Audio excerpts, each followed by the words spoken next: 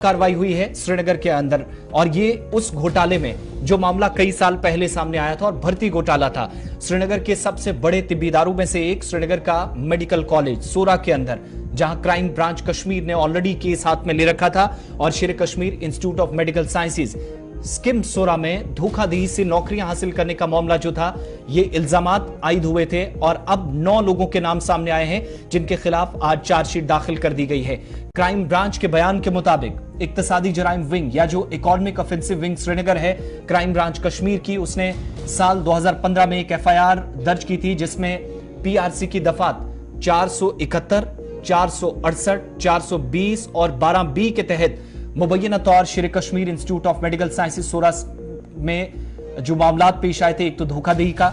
जाली सर्टिफिकेट्स पर नौकरियां हासिल करने में मुलव्विस 9 लोगों के नाम सामने लाए और चार्जशीट में अदालत के अंदर पेश कर दिए। क्राइम ब्रांच कश्मीर को डायरेक्टर स्किम सोरा से एक ऑफिशियल जो कम्युनिकेशन है वो मौसूल हुआ था जिसमें शिकायत की गई थी कि Sher Kashmir institute of medical sciences Soura के ऑर्डर नंबर 23P, जिसमें कुछ ऐसे नाम थे साल 2015 के तहत, कुछ और लोगों के नाम जिसमें शकूर अहमद तांत्रे वल्द मोहम्मद यूसुफ तांत्रे पूनीपुरा कुलगाम, मोहम्मद शाहिद मुर्तजा वल्द मोहम्मद शाबान डार ये वानपुरा कुलगाम का रहने वाला, शाजिया हसन दुख्तर गुलाम हसन साकिने कुलपुरा सरांदू कुलगाम, मुदस्सिर बशीर सोफी वल्द बशीर अहमद सोफी साकिने नूरबाग कुलगाम, शमीम अहमद नाइक वल्द हमीदुल्ला नाइक साकिने बानी मुला कुलगाम और इनके तालीमी असनाद या जो मेडिकल जो सर्टिफिकेट्स थी उनकी और पैदाइशी certificate, date of birth certificate थी, उसकी वेरिफिकेशन जिसकी शर्त पर नर्सिंग ऑर्डर लीज के तौर पर तकर्री की गई। अपॉइंटमेंट्स जब इनकी हुई तो उस वक्त इनके पास सर्टिफिकेट्स थी, डेट ऑफ बर्थ सर्टिफिकेट्स थी, बाकी जो लवाजमात पूरी करनी होती हैं किसी ओहदे पर स्किम्स के अंदर फाइज होने के लिए, वो इन्होंने जिम्मेदारी उस वक्त कहा कि हमने पूरी की है और इनकी तकर्रियां उसके बाद हो जाती हैं। आज बयान में यह पता चला कि Jammu Kashmir state board of school education Kashmir के ज्वाइंट सेक्रेटरी वेरिफिकेशन की तरफ से पेश करदा जो वेरिफिकेशन रिपोर्ट है उससे यह बात सामने आई और इंकिशाफ हुआ कि जो लोग जिनके नाम लिए हैं इनकी तरफ से पेश की गई जो तालीमी पैदाइशी सर्टिफिकेट्स थी वो फर्जी थी, जाली बनाई गई, फेक सर्टिफिकेट्स बनाई गई और इस बड़े इदारे के अंदर नौकरी हासिल करने में कामयाब हुए।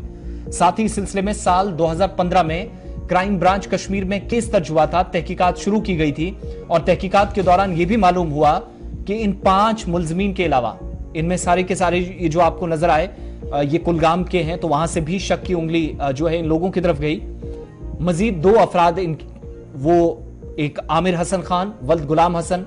ये बदरा कुंड गांदरबल का रहने वाला, और जहांगीर अहमद डार वल्द गुलाम हसन डार साकिने अशमुजी कुलगाम, यानी ये 6ठा नाम है कुलगाम में इन 7 लोगों में। जाली सर्टिफिकेट्स पेश इनकी तरफ से की गई और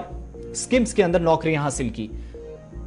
बयान के मुताबिक तहकीकात जब आगे बढ़ी तो यह बात भी सामने आई कि मजीद 2 अफराद रशीदुल हसन गुजर वल्द गुलाम हसन साकिने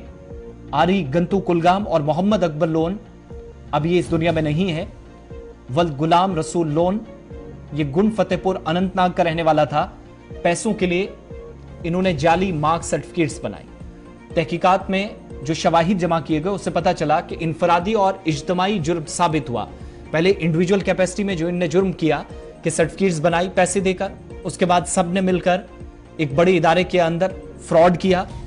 आरपीसी की दफात 471, 468, 420 और 12B बयान के मुताबिक पता चला कि फास्ट मजिस्ट्रेट श्रीनगर की अदालत में अदालती फैसले के लिए चार्जशीट दाखिल की गई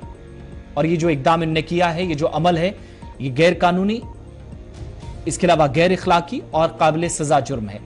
तो 5 से 6 लोगों के नाम सामने आए। जब तहकीकात हुई 2 नाम और आए, फिर थोड़ी पीछे गए, 1 नाम और आया और एक शख्स इन तमाम लोगों में से जो अब इस दुनिया में नहीं है, लेकिन कुछ लोग जो अभी भी नौकरियां कर रहे थे इस बड़े इदारे के अंदर, यहां पर कार्रवाई की गई। चार्जशीट में नाम आ गया है। जल्द इनके खिलाफ न सिर्फ आप देखेंगे नौकरियां इनकी खत्म होने वाली हैं, बल्कि सलाखों के पीछे भी मुतलका दफात के तहत, क्योंकि अलग अलग चीजें हैं जो इन्होंने की हैं, फेक सर्टिफिकेट्स बनाई हैं, फ्रॉड किया है, फिर सरकारी खजाने को लूटने का इल्जाम भी, सैलरीज जो इन्होंने ली वो भी इस तरीके से फेक डॉक्यूमेंट्स पेश करके नौकरी हासिल करने के बाद उस पर भी चार्जेस इन तमाम लोगों पर लगे हैं।